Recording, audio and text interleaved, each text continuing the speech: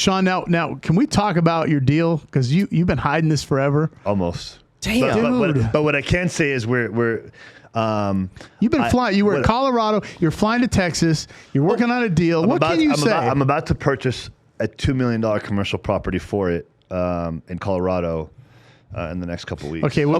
Can I have a question? Yeah. You both posted about it. What's with the red Ferrari? That was a video pertaining to his Aspen effect. Okay. So I thought he was getting a Ferrari. You know how many people asked me, like, did you get a new whip? Yeah. I didn't think about it. Because your posts were so cryptic. You were like, oh, he says that's why we go to Aspen right now. Or because whatever. Sean said Aspen. And what's interesting, I just saw this somewhere. I was watching a movie and somebody said that, and I was thinking of Sean. Aspen is the secret sauce, right? Okay. So you've arrived. Like, I used to say this as a joke. People have a BMW, right? I said, the ultimate driving machine. I said, then a Mercedes, you have arrived.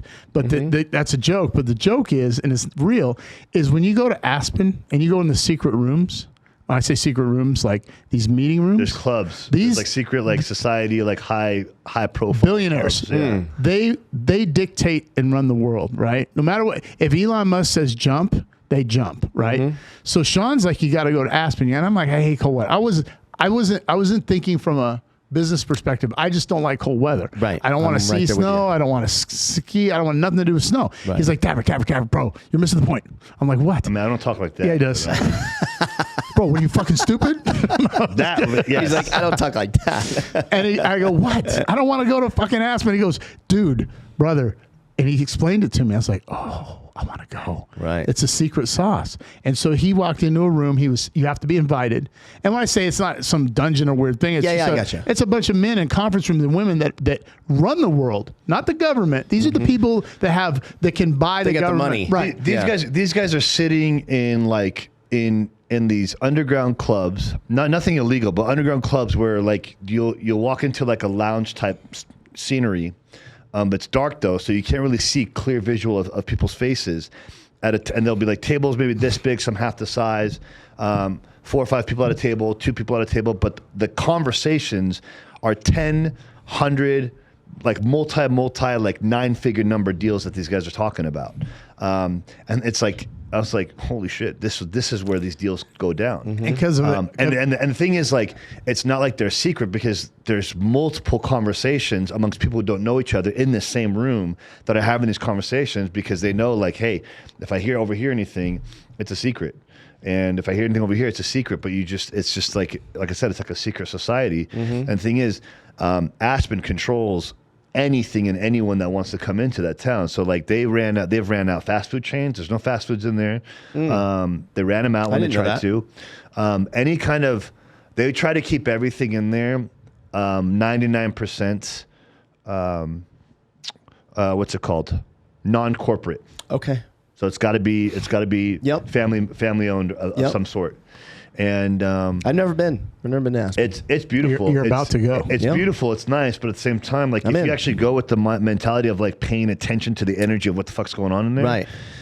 It's different. And I was telling him, there's the shittiest like piece of crap house that's 2,000 square feet is nothing less than $1 million, right? And that alone says something. If you decide to try to move in there, they'll try to control, like depending on where your level of wealth is, they'll dictate whether you get to stay or not. Mm-hmm. And he got invited because his mentor went, who's connected to a lot of these individuals. Yeah. And they invited him in. He said, this is Sean. He's coming with me. Right. So I saw it in The Family Man with Nicolas Cage. You know, the stockbroker guy. I'm going to be in Aspen chasing so-and-so, right? Talking to him with Christmas, having a peppermint schnapps, trying to close the deal. Yeah, right. Those aren't coincidences. Those aren't made up. Those are real life things that are taking place on a daily basis, and especially right now. So here's the thing: where money is hiding and wealthy people go away, they're in Aspen. Right now, right now, money deals are happening, but not where we would have access to. It's happening in Aspen. Right, but it's like, Frank, come over to our chalet, our 4,000 square foot chalet. Let's hang out and, sing jingle bells, have some peppermint schnapps and some, whatever. And then the wives can talk. And let's talk about this $5 billion deal. Mm-hmm. And it's casual. Right. Oh, yeah. But, $5 billion to them is like all our money, right? Like $100 million or whatever it is, right? Yeah.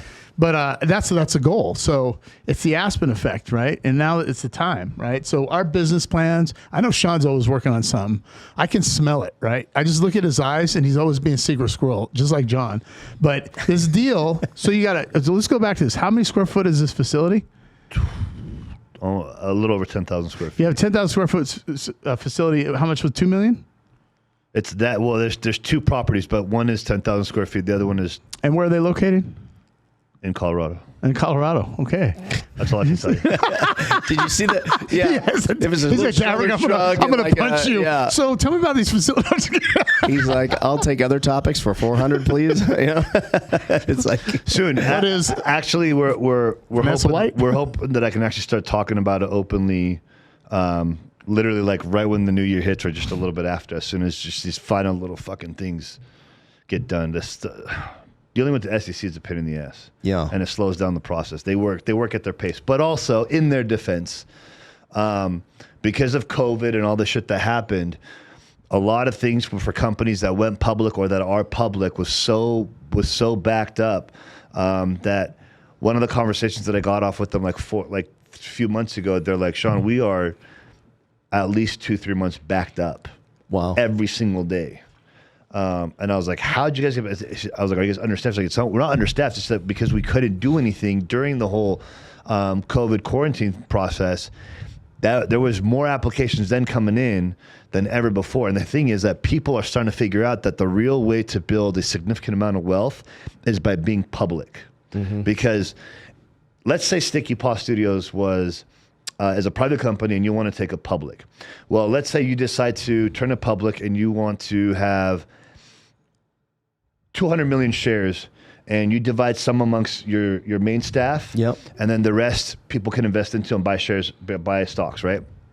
Well, no matter how much money Sticky Paws makes, the value of your shares is probably more than likely going to outweigh and be worth more than the actual revenue that Sticky Paws brings in. So, for example, we'll use the most common ones. If you look at Tesla and Elon Musk, for example, Elon Musk has 220 million shares in Tesla.